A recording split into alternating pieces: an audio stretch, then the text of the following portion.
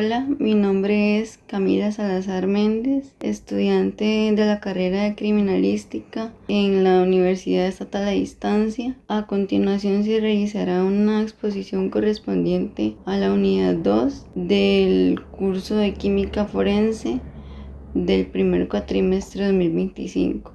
El tema a desarrollar será tejidos y fluidos biológicos en la escena del crimen.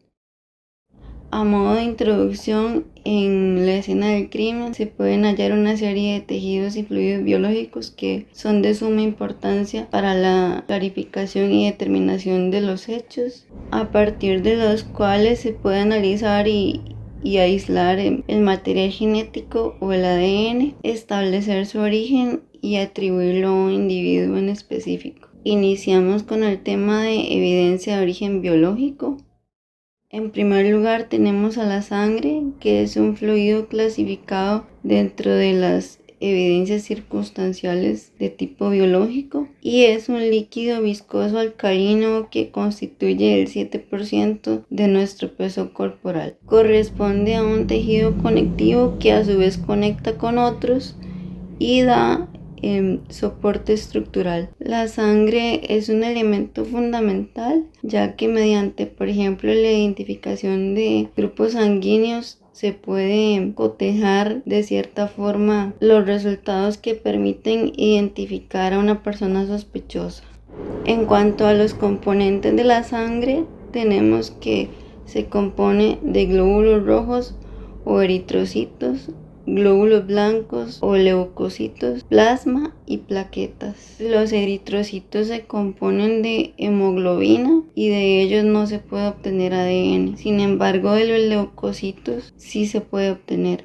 Los leucocitos trabajan sobre el sistema inmunológico y la defensa del organismo. Por su parte, lo que son las plaquetas son fragmentos de células que participan en los procesos de coagulación del cuerpo. Todos estos componentes antes mencionados pertenecen a la fase sólida de lo que es la sangre, mientras que el plasma pertenece a la fase líquida de la sangre. El plasma se constituye de 90% agua, 9% proteínas y 1% electrolitos.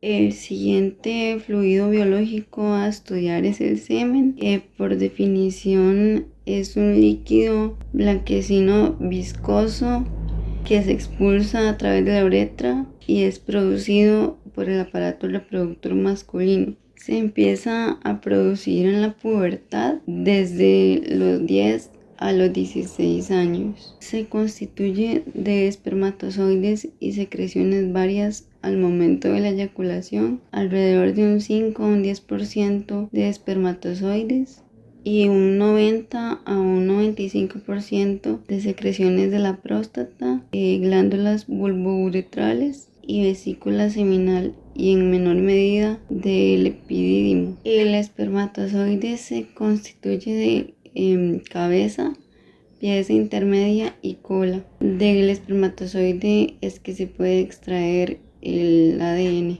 específicamente de la cabeza, que es donde se encuentra el núcleo.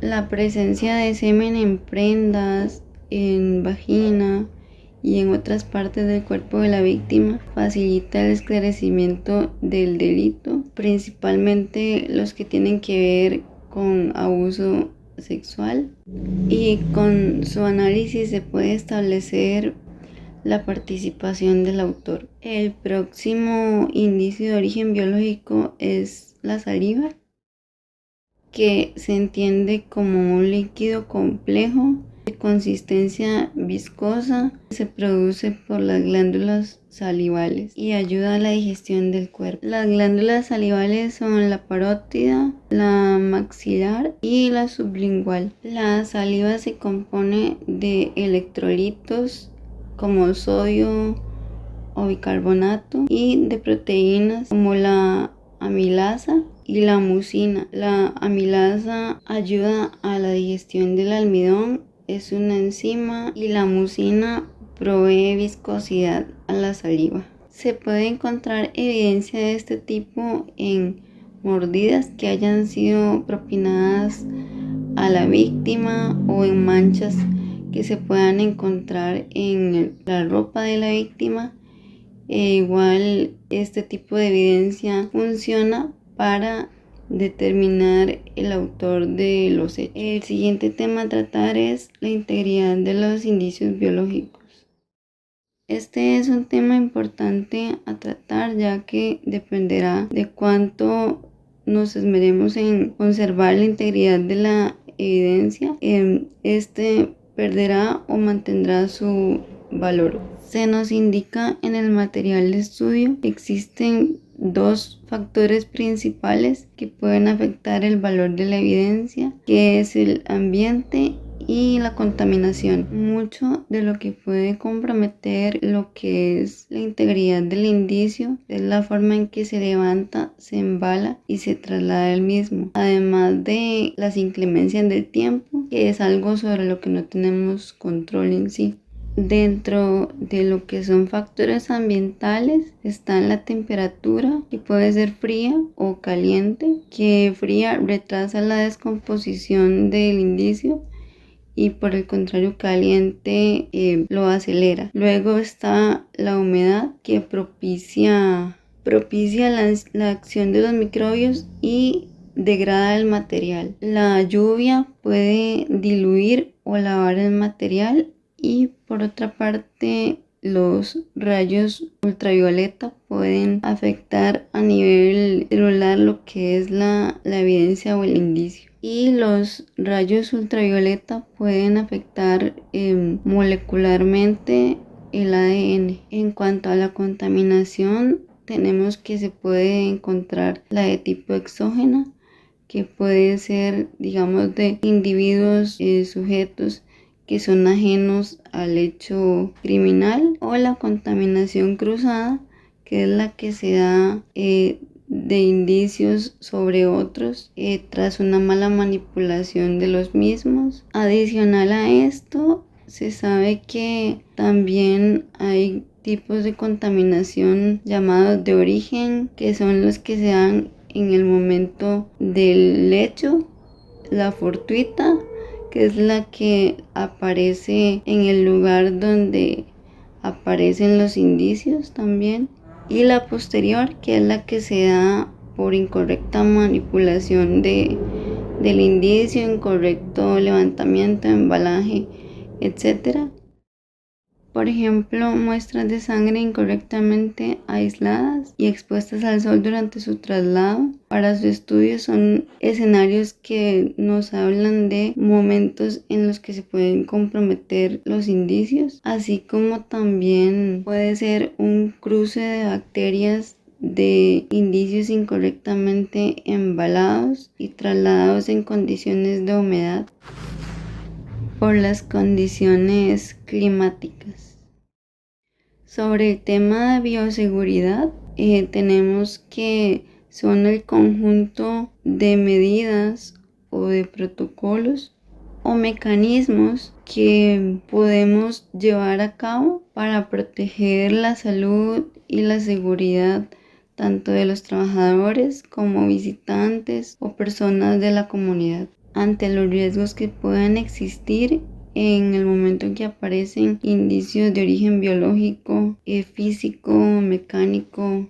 Siempre hay un riesgo latente, infeccioso o bioinfeccioso para la persona que manipula el indicio. Pueden transmitirse enfermedades a raíz de la mala manipulación de los indicios, como el virus de la inmunodeficiencia humana, la hepatitis B y la tuberculosis. El virus de la inmunodeficiencia humana se puede transmitir por el contacto con fluidos infectados, y la hepatitis igual, con el contacto directo de estas secreciones con nuestro cuerpo.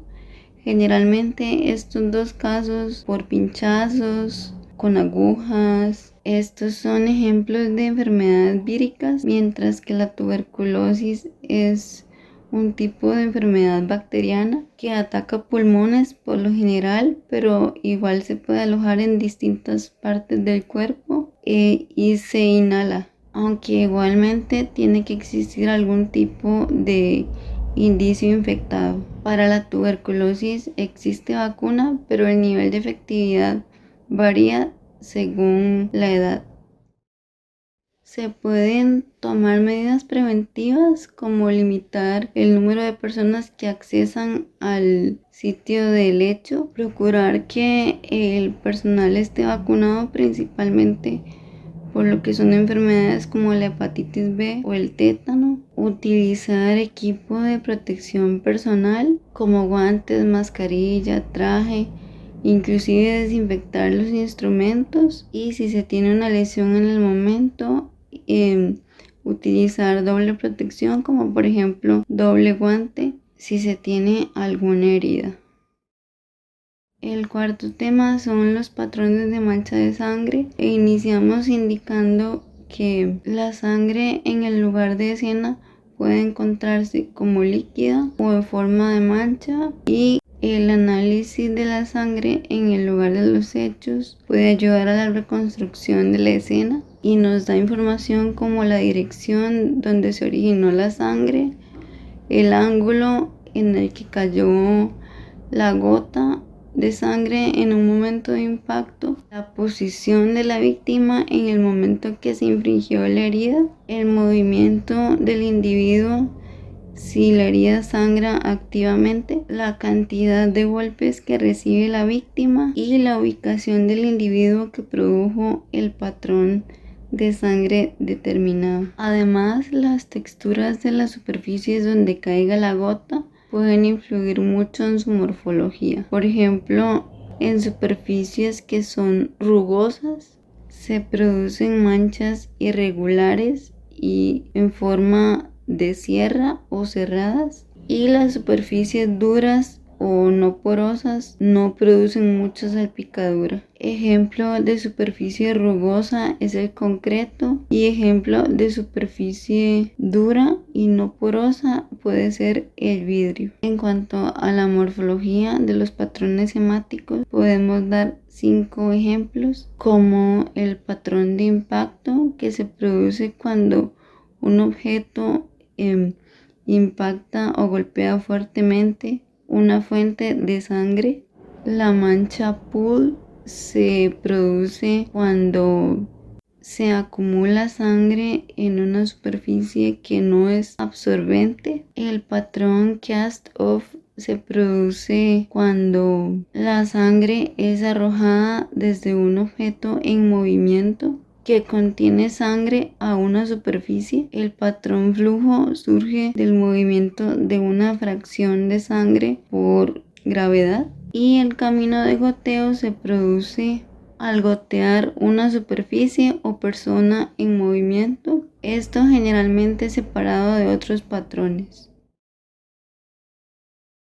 Para la conclusión, en el primer tema hubo enfoque en el estudio de los indicios de origen biológico, donde se observó la importancia de conocer el concepto al menos de los 3 indicios más fundamentales y su composición, lo que nos permite obtener el suficiente bagaje para saber cómo manipularlo y asegurarnos de que no pierda su valor. Para el segundo tema se trató la integridad de los indicios biológicos, en donde se vio lo que puede suceder que a su vez puede comprometer el indicio como material de valor y de qué forma esto repercute a la resolución de los casos que se nos presenten.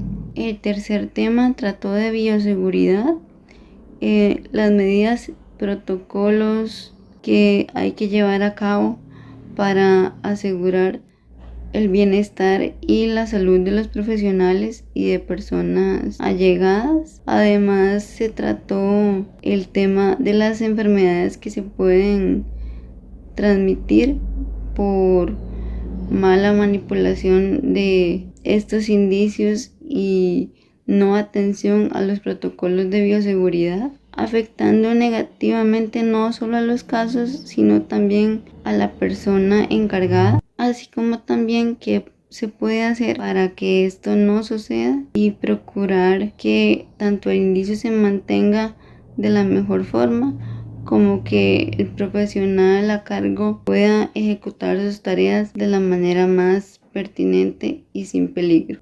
El cuarto y último tema se dedicó a los patrones semáticos, la importancia que tienen estos en la reconstrucción de la escena del crimen, la morfología de la sangre, lo que su aspecto de forma nos puede decir alrededor de lo que sucedió, de qué manera y por qué, exaltando la atención al detalle y las características que pueden llevarnos a resolver de manera efectiva un caso.